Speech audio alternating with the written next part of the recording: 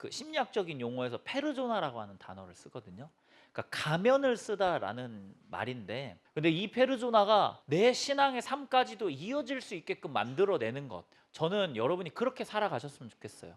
가면이라고 표현하니까 이게 거짓인가 라고 말하지만 그것은 거짓은 아니에요. 그게 우리의 신앙의 삶인 거예요. 그런데 그 신앙의 삶의 시간이 조금 짧을 뿐인 거예요.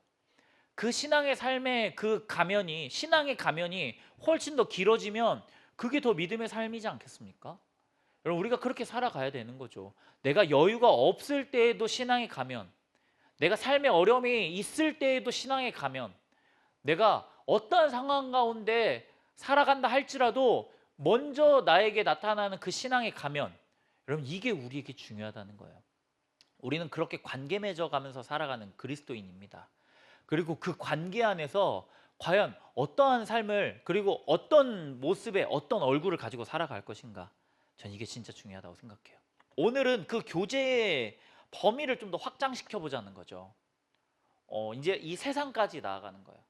저는 저희 청년부에게 막 이런 권면을 해주고 싶은 게 뭐가 있냐면, 혹 일어나지 말아야 될 어떤 안 좋은 그런 사건과 사고, 혹은 자연 재해들이 일어날 때가 있어요. 예전 같은 경우 뭐 지진이 일어나거나 아니면 뭐 쓰나미가 일어나 가지고 되게 갑작스럽게 어려움을, 그러니까 당하는 일이 생기게 될 때, 나는 사실 청년들이라면 훨씬 더 발빠르게 그곳에 도움의 어떤 손길을 보내거나 아니면 진짜 실질적으로 가서 몸으로 봉사를 하거나 할 수 있는 그런 액션이 있는 청년부가 되었으면 좋겠어요. 이게 우리 안에 교제가 이루어진다면 이제 세상과의 교제도 이루어지는 것이거든요.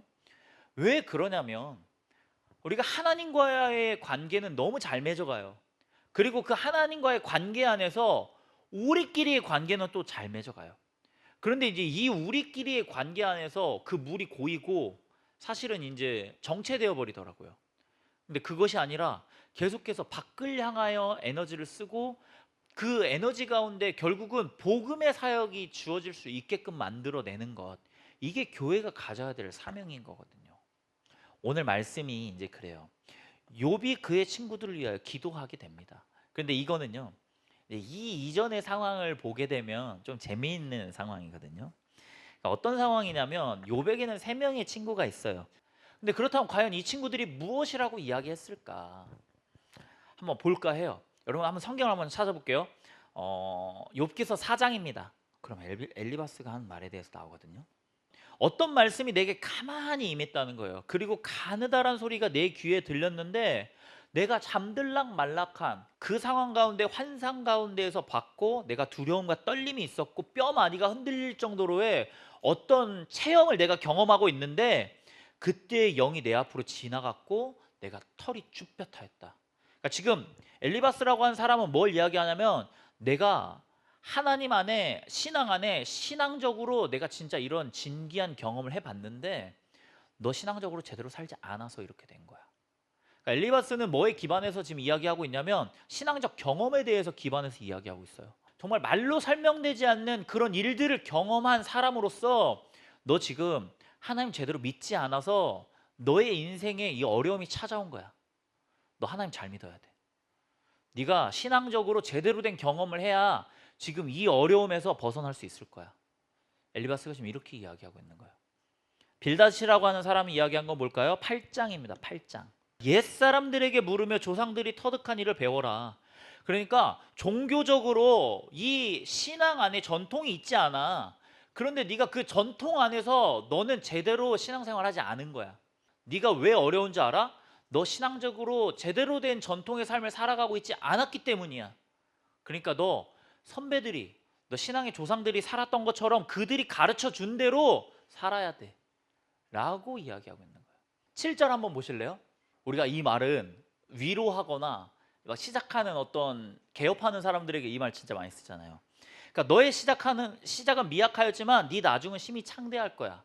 여러분, 성경을 볼 때 사실은 어떻게 봐야 되냐면, 이렇게 토막으로 보는 것보다 그 안에 전체적인 문맥과 맥락 안에 보는 게 더 중요해요. 그러니까 지금 우리가 8장을 보지만 7장과 9장에서 어떻게 이야기가 전개되는지까지 보면 이 말이 사실은 조금 불편할 수 있어요. 왜 불편할 수 있냐면 빌닷이 종교적인 전통에서 벗어나지 않는 삶을 살아야 하나님 안에 제대로 된 삶을 살아간다라고 말하는 사람이었잖아요.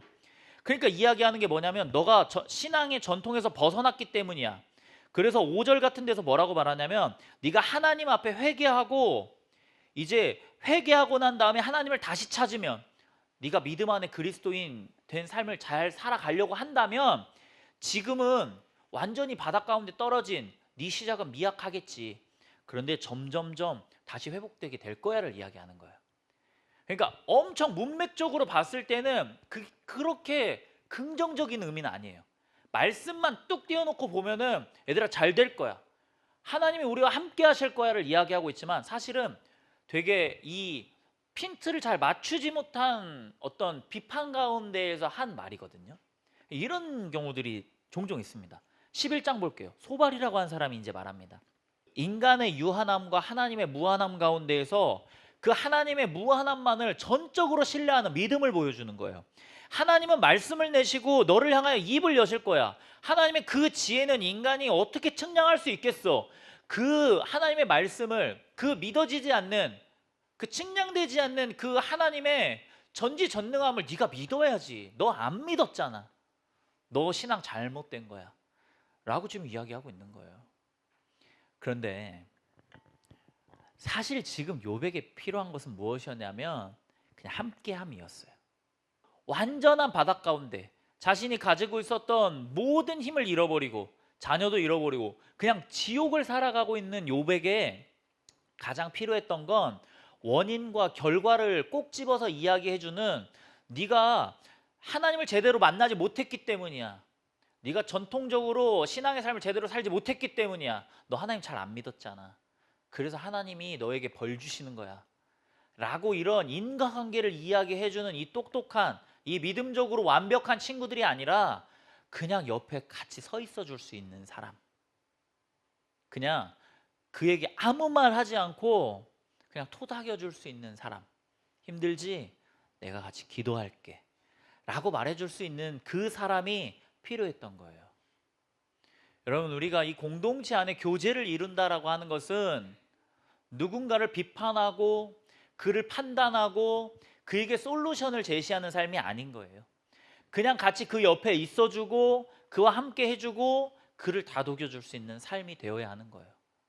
그런데 우리의 삶에 그러한 만남이 있었어요. 우리는 그 위로를 받아요. 이제 교회는요, 여러분의 이 공동체는요, 세상의 눈물 가운데 가서 그 옆에 서 있어 줄 수 있는 공동체 되어야 돼요. 그들의 어려움 가운데 같이 그 짐 들어줄 수 있는, 그 눈물을 흘려줄 수 있는, 그 눈물 닦아줄 수 있는 하나님 함께 하실 거예요.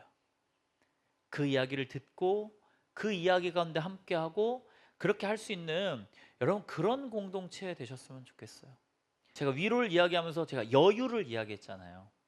우리에게 우리가 다른 이의 말을 들어주기 위해서 체력이 필요하겠구나. 믿음의 체력이 필요하고 내가 이 신앙 안에 여유를 가질 수 있는 그러한 어떤 나의 에너지의 체력이 필요하겠구나. 여러분, 그렇다면 그걸 어디서 얻어낼 수 있냐? 여러분, 예배를 통해서 얻을 수 있는 거예요. 여러분, 말씀을 통해서 얻을 수 있고 결국은 내가 살아가는 삶에서 얼마만큼 노력해 살아내느냐 가운데에서 얻어낼 수 있다는 거예요. 근데 피곤하면 뭐 해야 된대요? 운동해야 된대요. 전혀 맞지 않는 말이죠. 피곤해서 쉬어야 되는데 피곤하면 운동해야 된대요. 그래서 정말 더 리스크가 있어 보이는 그 운동을 통해서 내 체력을 기르고 그 피곤함을 이겨낼 수 있는 삶을 살아가는 것, 여러분 그게 그리스도인의 삶에도 정확하게 적용이 되더라고요. 내가 오늘 예배 드리기 싫죠. 그런데 그 나감보다 여기에서의 말씀이 나를 키우고 나를 성장시키고 나의 삶에 믿음의 여유를 갖게 하며 또 다른 이와 함께 할 수 있게 만드는 것, 여러분 그게 오늘 우리의 삶 가운데 필요하다라는 겁니다. 제가 이제 어제 밤에 여러분들에게 어떤 위로가 되는 말을 해줄까 한번 고민을 했어요.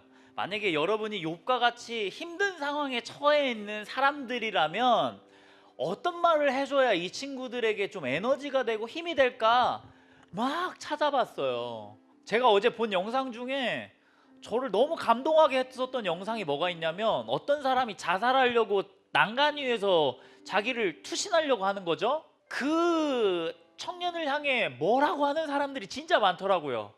아직 세상 살만해. 아직 그렇게 포기하지 않아도 될 정도로 세상 버틸만해. 나랑 같이 잠깐 얘기 좀 하자. 그러지 마세요. 그러지 마세요. 그런 영상을 보면서 진짜 아직 세상 살만하구나 라는 생각을 했거든요. 장동민이라고 하는 사람이 지옥같이 바닥을 가고 있을 때 유재석이라고 하는 사람에게 찾아가서 대화 나눴다는 거잖아요. 유재석이 한 말도 하지 않았대. 그냥 계속 장동민이 이야기하고 난 다음에 마지막 순간에 장동민의 마음에 든 거, 누군가 내 얘기를 들어주는구나, 나 열심히 살아야겠구나, 이거구나, 이게 교회이지 않았을까? 라고 한번 생각해 봤어요. 내가 아무리 기도해도 하나님은 매 순간 침묵하시더라고요. 그게 어느 때는 되게 원망스럽고, 그게 어느 때는 되게 내가 왜 교회를 다녀야 될까? 내가 왜 기도해야 될까? 왜 하나님은 내 삶에 극적인 반전을 이루지 않으실까? 라는 되게 그런 퀘스천을 줬거든요. 그런데 그 예수님은 나의 기도하는 그 모든 순간에 묵묵히 침묵으로 나의 모든 얘기를 듣고 계셨더라고요. 여러분, 그냥 들어주는 거, 그냥 함께 해주는 거, 이게 여유를 갖는 그리스도인이 찾아야 될 삶의 모습이 아닐까 한번 생각해 봐요. 여러분, 오늘 엘리바스, 빌닷, 소발이라고 하는 이 세 사람이요, 너무나도 멋있는 신앙의 모습을 가지고 있어요. 여러분, 하나님 만나야죠. 기도해야죠. 신앙적으로 잘 살아야죠. 믿음 가져야죠. 그런데 거기에 그 위로의 마음, 그 위로의 여유, 그의 이야기를 들어줄 나의 넓음이 없다면 네 시작은 미약하였으나 네 나중은 심히 창대하리라. 너무 멋있는 말인 것 같지만 되게 멋있는 척하고 있는 그냥 별로인 그런 모습밖에 되지 않는 거라는 걸 여러분 기억하셨으면 좋겠어요. 저는 여러분의 눈이 이 공동체 안에 있는 이들의 삶을 궁금해하고 바라보기 위해 그 교제함이 있었으면 좋겠어요. 제가 저번 주에 말씀드렸잖아요. 주저리 이야기하는 그 시시콜콜한 이야기 안에 분명히 그의 아픔과 눈물과 상황이 숨겨져 있다고. 여러분, 그걸 찾으셨습니까? 그거 해결해 주려고 굳이 애쓰지 마세요. 여러분, 그럼 실수하더라. 그냥 같이 옆에 있어 주는 거. 오늘 말씀 제가 읽어드릴게요. 욥이 그의 친구들을 위하여 기도할 때, 그 욥에게 신앙적으로 너 그거 잘못해서 하나님이 너 버린 거야 라고 말한 그 친구들을 위하여 기도할 때, 하나님이여 여호와께서 욥의 곤경을 돌이키사 여호와께서 욥에게 이전의 모든 소유보다 갑절을 더하여 주셨다. 엄청난 반전이지 않습니까? 욥은 그 친구들을 위하여 기도했대요. 그리고 하나님이여 그때에 욥이 처해 있는 그 상황과 환경을 다시 되바꿔 주셨다라는 것. 여러분, 우리가 이 공동체 안에 있는 이들과 교제하였고 함께하였고 그 옆에 있었고 기도하였다면 하나님께서 그 모든 것 다시 바꾸어 주시고 만들어 주실 줄 믿습니다. 여러분, 신앙의 넓은 시야를 가지십시오. 이게 어려움에 처하면 먼저 그 당사자는 결코 넓은 시야를 가질 수가 없어요. 나만 보이더라고요. 그러니까 내가 아무리 기도해도 아무도 나를 돕지 않는 것처럼 보여지더라고요. 그런데 여러분이 그런 순간 찾아왔을 때 조금만 여러분의 시야를 돌리면 내 옆에 서 있어주는 그 친구가 있을 겁니다.